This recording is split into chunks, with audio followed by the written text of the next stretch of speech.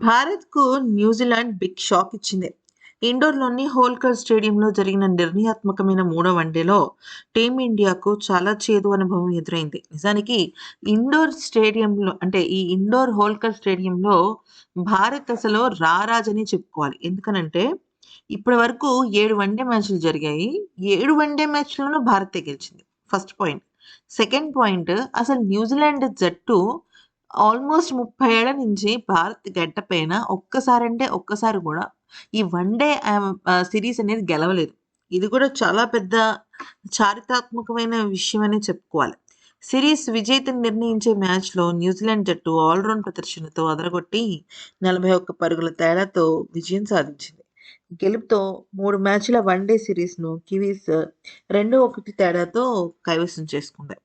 అయితే ఈ మ్యాచ్ భారత్ ఓడిపోవడానికి ప్రధానంగా కొన్ని విషయాలు చోటు చేసుకున్నాయి. ఆ విషయాలు చాలా కీలకంగా మారాయి.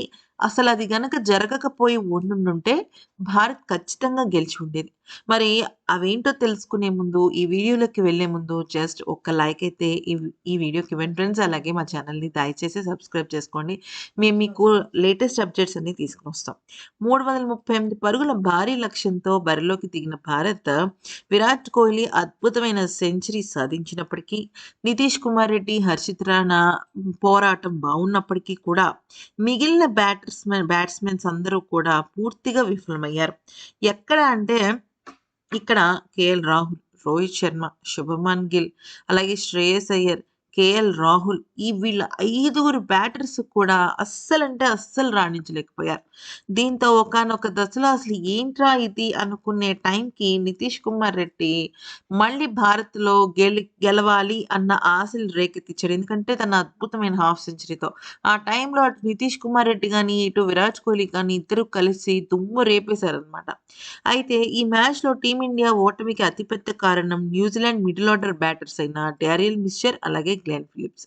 వీళ్ళిద్దరూ నెలకొల్పిన భాగస్వామ్యం టాస్ ఓడి బ్యాటింగ్‌కు దిగిన న్యూజిలాండ్‌కు చాలా ప్లస్ అయింది. ఎందుకంటే ఆరంభంలో వాళ్ళు తడబడ్డారు. భారత బౌలర్లు చెలరేగడంతో కివీస్ 5 పరుగులకే 2 వికెట్లు కోల్పోయింది. ఆపై 58 పరుగులకే 3 వికెట్లు కోల్పోయి కష్టాల్లో పడింది. అయితే ఆ దశలో డారెల్ మిస్చర్ 137 పరుగులు, గ్లెన్ ఫిలిప్స్ 106 పరుగులతో అదరగొట్టేశారనమాట. క్రీజ్‌లో పాతుకుపోయారు. వీరిద్దరూ భారత బౌలర్ల పైన ఎదురు దాడికి దిగి 4 వికెట్‌కు ఏకంగా 219 పరుగుల భారీ భాగస్వామ్యం నెలకొల్పారు. వీరి విధ్వంసకర బ్యాటింగ్‌తో న్యూజిలాండ్ నిర్ణీత ఓవర్లలో 337 పరుగులు కొట్టింది. ఆరంభ వికెట్లు తీసిన హర్షదీప్, సిరాజ్ వంటి బౌలర్లు మధ్య ఓవర్లలో ఈ జోడీని విడదీయలేక టోటల్లీ చేతులెత్తేశారు. ఇక భారత్ విషయంలోకొచ్చినట్టయితే ఇండోర్ పిచ్‌పై భారత్ టాప్ ఆర్డర్ దారుణంగా విఫలమైంది. రోహిత్ శర్మ 11, శుభ్మన్ గిల్ 23 ఇలా అసలు 3, 1 ఇంత దారుణంగా అంటే శ్రేయస్ అయ్యర్ 3, కేఎల్ రాహుల్ 1 అలా అన్నమాట.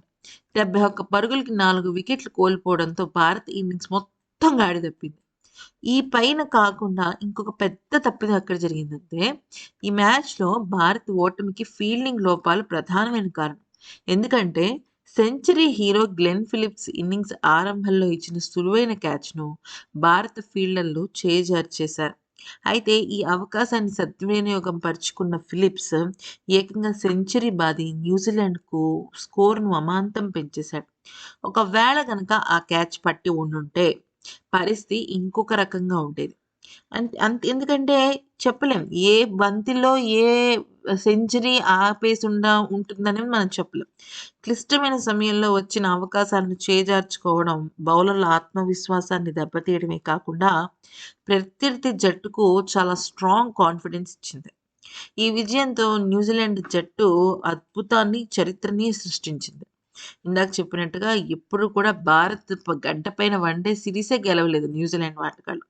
విషయం ఏంటంటే భారత జట్టులో సీనియర్ ఆటగాళ్ళు ఉన్నప్పటికీ అనుభవం లేని యువ ఆటగాడితో కూడుకున్న న్యూజిలాండ్ జట్టు అద్భుతమైన ప్రదర్శన కనబరిచింది. ఇండోర్ వన్‌డే విజయం న్యూజిలాండ్ క్రికెట్ చరిత్రలో ఒక మైలురాయిగా నిలిచిపోతుంది. అయితే ఇక్కడ మనం గమనించాల్సిన విషయం ఏంటంటే, క్లిష్ట పరిస్థితుల్లో క్రీజ్‌లోకి వచ్చిన రన్‌మేషన్ విరాట్ కోహ్లీ మరోసారి తన స్థాయిని, తన సత్తాని నిరూపించుకున్నాడు.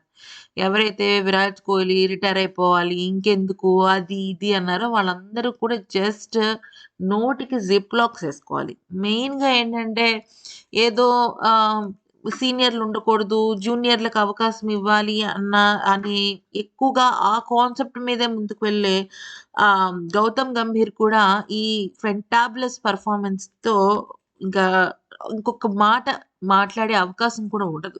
ఎందుకనంటే తను ఎంత ఒత్తిడిని తట్టుకుంటూ అద్భుతమైన ఇన్నింగ్స్ ఆడాడు. 108 బంతుల్లో 124 పరుగులు చేసి భారత్‌ను గెలిపించడానికి శతవిధాలా ప్రయత్నించాడు. అసలు మైదానంలో ఒక చిరుతపులి పరిగెట్టినట్టుగా సింగిల్స్, క్విక్ డబుల్స్ తీస్తూ వచ్చాడు. అయితే కోహ్లీకి ఇతర స్పెషలిస్ట్ బ్యాటర్ల నుంచి అస్సలు సహకారమే లభించలేదు. అంటే స్పెషలిస్ట్ బ్యాటర్ 'కేఎల్ రాహుల్' అనుకున్నారందరూ ఈ మ్యాచ్‌ని గెలిపిస్తాడు ఖచ్చితంగా. ఎంతో కొంత తనొక ఆయువు పట్టుగా మారతాడు ఈ బ్యాటింగ్‌కి అనుకున్నారు. తను ఔట్ అయిపోయాడు. శ్రేయస్ అయ్యర్ అసలు గతంలో శ్రేయస్ అయ్యర్ ఎప్పుడు కూడా 30, 40 పరుగులు తక్కువ ఎప్పుడు కొట్టలేదు. అలాంటి లాస్ట్ మ్యాచ్‌లోనూ సింగిల్ డిజిట్‌కి ఔట్ అయిపోయాడు. ఈ మ్యాచ్‌కి సింగిల్ డిజిట్‌కి ఔట్ అయిపోయాడు. ఇలా గనక చూసుకున్నట్టయితే శ్రేయస్ అయ్యర్ ఈ భారత జట్టులో నిలదొక్కుకోవడం చాలా కష్టం అన్నమాట. అయితే, అయితే ఇండోర్‌లో గనుక చూసుకున్నట్టయితే విరాట్ కోహ్లీ రికార్డుల మోత మోగించేశాడు. అసలు ఒక్క మాటలో చెప్పాలి అంటే భారత జట్టు ఖచ్చితంగా ఈ మూడో వన్‌డే మ్యాచ్‌లో గెలుస్తుందనే అందరూ అనుకున్నారు. దానికి తగ్గట్టుగానే ప్రాక్టీస్ సెషన్స్ ఉన్నాయి. అయితే కేఎల్ రాహుల్, శ్రేయస్ అయ్యర్, శుభ్మన్ గిల్ కూడా ఆశించినంత మేర రాణించలేకపోతున్నాడు. అయితే ఈ క్రమంలో రోహిత్ శర్మ ఎక్కడైనా రిటైర్మెంట్ ప్రకటించేస్తాడా అంటే, రోహిత్ శర్మ రిటైర్మెంట్ ప్రకటించాల్సిన అవసరం అయితే లేదు. ఎందుకనంటే శ్రేయస్ అయ్యర్ గాని, కేఎల్ రాహుల్ కానీ ఇంకా సింగిల్ డిజిట్‌కే ఔట్ అయిపోయారు. రోహిత్ శర్మ అట్‌లీస్ట్ 23, 26 పరుగులు చేశాడు. కానీ మిగతా ఆటగాళ్ళు మరీ ఘోరంగా విఫలమయ్యారు. సో, ఈ క్రమంలో చూసుకున్నట్టయితే భారత జట్టులో మరి ప్రక్షాళన జరుగుతుందా? లేకపోతే ఇది సాధారణమైన తప్పులే అని భారత జట్టు head coach Gautam Gambhir move on అయిపోతాడన్న విషయం తెలీదు. నిజానికి భారత జట్టు ఓడిపోయినప్పటికీ కూడా పోరాడిన హీరోలు మాత్రం ఇరగదీసేశారు. అటు విరాట్ కోహ్లీ కానీ, నితీష్ కుమార్ రెడ్డి గానీ, హర్షిత్ రాణా అయితే గత 2, 3 మ్యాచెస్‌లో గనక చూసుకున్నట్టయితే తన స్టడీ పెర్ఫార్మన్స్ చాలా బావుందనే అనుకోవాలి. ఆఫ్‌కోర్స్ బౌలింగ్ విషయంలో కొద్దిగా అంత గొప్పగా లేకపోయినప్పటికీ అంటే 1, 2 అలా తీస్తున్నాడు కానీ, బ్యాటింగ్‌లో మాత్రం హర్షిత్ రాణా రేపుతున్నాడు. ఇక నితీష్ కుమార్ రెడ్డి గూడా అంతే బ్రహ్మాండంగా ఆడుతున్నాడు. ఫ్రాంక్లీ ఈ మ్యాచ్‌లో కనుక చూసుకున్నట్టయితే తిలక్ వర్మ గనక ఉంటే మాత్రం ఈ మ్యాచ్ ఖచ్చితంగా గెలిచి ఉండేవాడు. ఎందుకంటే తను అద్భుతమైన ఆట ఆడతాడు. అలాగే ఎక్కడైతే జట్టుకి పరుగులు అవసరమో తన దిశగా పయనిస్తాడనమాట. ఇంకొక పెద్ద విషయం ఏంటంటే అటు తిలక్ వర్మ కానీ, ఇటు వాషింగ్టన్ సుందర్ కానీ ఇద్దరు కూడా చాలా తీవ్రమైన గాయాల పాలవ్వడంతోనే ఈ రకంగా మ్యాచ్‌లో ఆడాల్సిన ఆటగాళ్ళు ఆడలేకపోయారు. మరోవైపు న్యూజిలాండ్ జట్టు ఆటగాళ్ళందరూ కూడా చాలా యువ ఆటగాళ్ళనమాట. మేబీ ఆ యువ ఆటగాళ్ళ వల్ల కూడా భారత్ జట్టు ఓటమి పాలయ్యుండుండొచ్చు. ఎందుకనంటే వాళ్ళ బౌలింగ్ ఎలా ఉంటుంది? ఏ రకంగా ఉంటుంది?